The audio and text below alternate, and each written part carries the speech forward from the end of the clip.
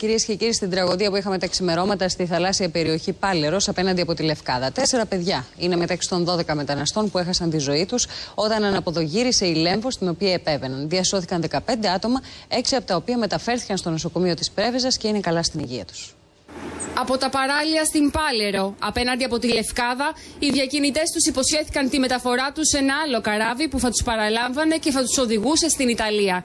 27 μετανάστες θα ταξίδευαν για ένα καλύτερο αύριο με αυτό το σκάφος 7 μέτρων που τελικά, πριν καν απομακρυνθεί από την ακτή και υπό άριστες καιρικές συνθήκες, βούλιαξε και μαζί του πήρε τις ζωές 12 ανθρώπων, ανάμεσά τους 4 παιδιά.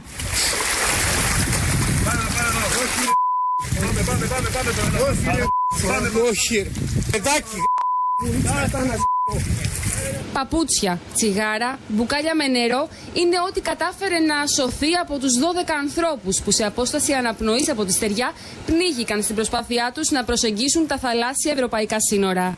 27 ήταν οι μετανάστες που έβαλαν τα μέλη του κυκλώματος διακίνησης μεταναστών μέσα στο σκάφος που βλέπετε. Αποτέλεσμα ήταν μόλις μπουν τα άτομα αυτά μέσα σε αυτό να αναποδογυρίσει και να βρουν τραγικό θάνατο 12 εξ αυτών.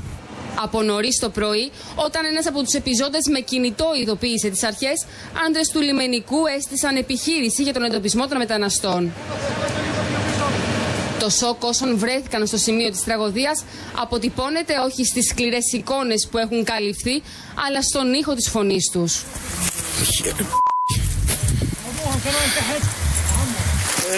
Είναι βουλιαγμένο,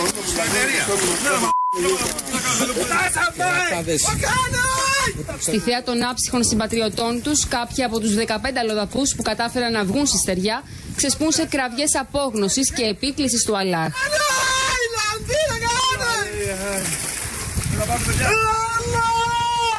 Δηλαδή οι άνθρωποι φεύγουν από τον πόλεμό τους για μια καλύτερη ζωή και έρχονται και πνίγονται στα δικά μας τα νερά. Και πίσω από αυτή τη σκληρή πραγματικότητα κρύβονται κυκλώματα, οι διακινητές ανθρώπινων ψυχών που δυστυχώς δρούν ανενόχλητοι. Το βαν αυτό που μετέφερε τους αλλοδαπούς το βρήκανε το λιμεναρχείο πιο πέρα παρατημένο. Ακόμα και το σκάφος που βύθισε το όνειρο των 27 μεταναστών, σύμφωνα με πληροφορίες από τη Συρία, ήταν κλεμμένο. Το κλέψανε από το λιμάνι. Τι ώρα έγινε αυτό, το ακούσατε? 6 ώρα μπορεί, κλέβεις. Ξημερώματα. Αυτές τις ώρες οι διακινητές μεταφέρουν και επιβιβάζουν εκατοντάδες χιλιάδες μετανάστες που ονειρεύονται ένα καλύτερο αύριο, μακριά από τη φτώχεια και τον πόλεμο στις πατρίδες τους. Γίνεται διακίνηση. Πριν από ένα έτος είχαμε 60-70 ανθρώπους που ξεφόρτωσε αυτοκίνητο στην περιοχή και οι οποίοι δεν πρόλαβαν ή τους εξαπάτησαν οι διακινητές και δεν μπόρεσαν να φύγουν για το εξωτερικό. Όπως τελικά δεν έφυγαν και οι 27 μετανάστες από τα παράλια στην Πάλερο. Όσοι από αυτούς διασώθηκαν μεταφέρθηκαν σε νοσοκομεία της ευρύτερης περιοχής. Η κατάστασή τους δεν ήταν και καλή, ήταν σε υποθερμία οι περισσότεροι. Ξέρετε, βραχήκανε κτλ. Αλλά φαινόταν ότι ήταν σε μια άθλια κατάσταση άνθρωποι.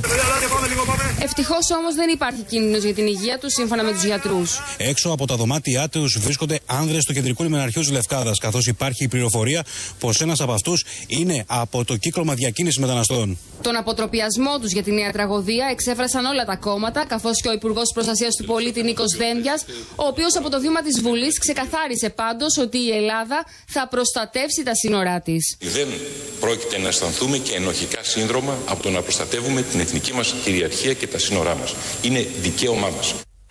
Στις 11 Οκτωβρίου, λίγο μετά το ναυάγιο της Λαπεντούζα, όπου ακόμη 30 άνθρωποι πνίγηκαν ανοιχτά των ακτών της Μάλτας, ο πρωθυπουργός της χώρας προειδοποίησε τότε ότι τα πελάγη κινδυνεύουν να γίνουν ένα απέραντο νεκροταφείο μεταναστών. Και δυστυχώς, όπως όλα δείχνουν, οι εκτιμήσεις του επιβεβαιώνονται. Να μεταφερθούμε λοιπόν στη Λευκάδα, στον απεσταλμένο του Sky Χρήστο Στρατουλάκο. Χρήστο, μια τραγωδία πάρα πολύ κοντά στις ακτές. Υπάρχουν πολλά ερωτήματα για τις συνθήκες αυτού του δυστυχήματος. Πάμε να δούμε λοιπόν ποιες είναι οι τελευταίες πληροφορίες που έχεις και για αυτό, αλλά και για τις έρευνες, αν εξακολουθούν να συνεχίζονται. Λοιπόν, κυρίες και κύριοι, καλησπέρα. Να ξεκινήσουμε με το πρώτο. Καθώς φαίνεται πως το ναυάγιο σημειώθηκε όταν στην βάρκα που θα δείτε και η οποία έχει μεταφερθεί στην μαρίνα της Λευκάδας, μέσα εκεί μπήκαν 27 άτομα. Ένα αδιανόητο, λένε άνδρες του λιμενικού. Όχι 27 άτομα, ούτε 15 δεν μπορούν να μπουν σε αυτή. Με αποτέλεσμα να αναποδογυρίσει και σε πολύ κοντινή απόσταση από την ακτή να βρουν τραγικό θάνατο οι 12 άνθρωποι, 4 εκ των οποίων είναι παιδιά. Αυτό είναι το σκάφος, αυτή είναι η βάρκα. Είναι αδιανόητο πραγματικό ότι μπορεί να χωρέσουν 27 άνθρωποι εκεί. Και επίσης αναρωτιέμαι πού θα πήγαιναν, Χρήστο. Δηλαδή οι διακινητές αυτοί, πού τους έταξαν ότι θα πάνε 27 άνθρωποι πάνω σε αυτό το μικρό σκάφος? Να σου πω, Σία, ότι ενημερώθηκα πριν από λίγη ώρα από στελέχη του λιμενικού στην ευρύτερη περιοχή πως αυτό το οποίο λένε μετανάστες είναι ότι καταρχήν τους είπαν θα πάνε στην Ιταλία. Δεν τους εξήγησαν εάν στα ανοιχτά θα τους βρει κάποιο άλλο σκάφος και θα πάνε σε αυτό. Τους εξήγησαν ότι θα πάνε στην Ιταλία. Πιθανόν να υπήρχε άλλο σκάφος, αυτό εξετάζουν οι αρχές, ή κατ' επέκταση να τους έστειλαν στο σκάφος αυτό με σκοπό βέβαια να βυθιστεί και ή να τους πήραν τα λεφτά ακριβώς για να τους ξεφορτωθούν λίγα μέτρα παρακάτω. Αυτό είναι πραγματικά κάτι αδιανόητο. Είναι αδιανόητο να φτάσει στο σκάφος αυτό, όχι βέβαια στην Αδριατική, ούτε καν στα ανοιχτά του Ιωνίου. Να πούμε όσον αφορά το κομμάτι των ερευνών, Σία, ότι αναζητούνται 4 άτομα, 2 Έλληνες και 2 Αιγύπτιοι, οι οποίοι φαίνεται πως τουλάχιστον οι 2 Αλλοδαποί και ο 1 Έλληνας μετέφεραν τα άτομα αυτά πριν από περίπου 48 ώρες στην περιοχή. Να σημειώσουμε ότι οι Αλλοδαποί μετανάστες διέμειναν προσωρινά σε λοφάκια που είναι κοντά στην ακτή, η οποία και βρέθηκε τελικά το ναυαγισμένο πλοίο.